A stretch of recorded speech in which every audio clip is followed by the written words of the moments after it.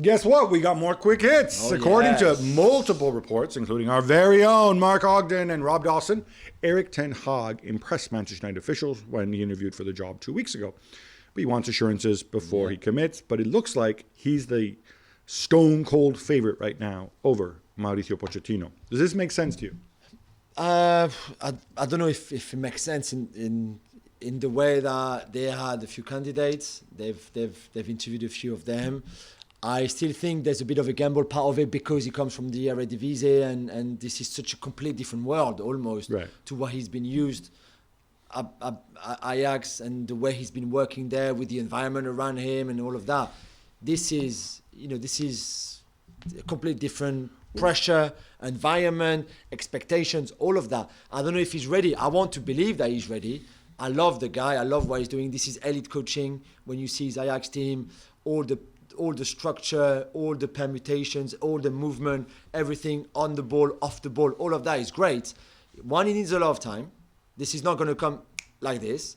Two, he needs a lot of backing financially to get rid of the players that he doesn't want and don't fit in there and get the one he wants, whether that's spending 80, 100 million, 120 million on some of them, but you have to go for it. Now, there would be no point to appoint him and just go half-hearted on, oh, you want him, but what about him? He's cheaper and a bit younger.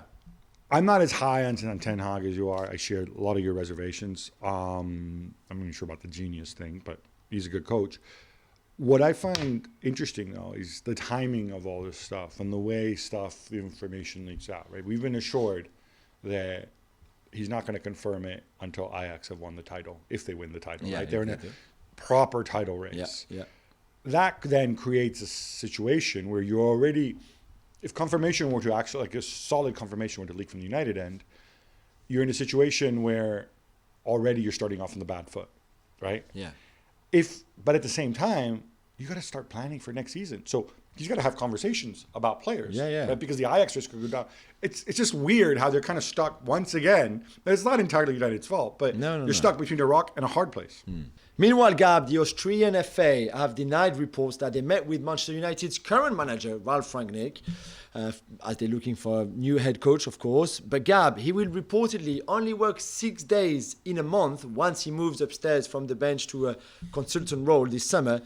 So he will have plenty of time on his hands to take over the Austrian national team. Yeah. And look, remember when he was appointed and people said, oh, they're so smart because he does this for 6 months. He'll be a consultant. He'll turn United into, the Red Bull model. And no, not in 6 days a month. I think now we know that the 2 years, look, if they liked him so much they were going to make him permanent manager, director of football, they would have given him a new deal, a real contract. This is just a way of just giving him more money for the next 2 years.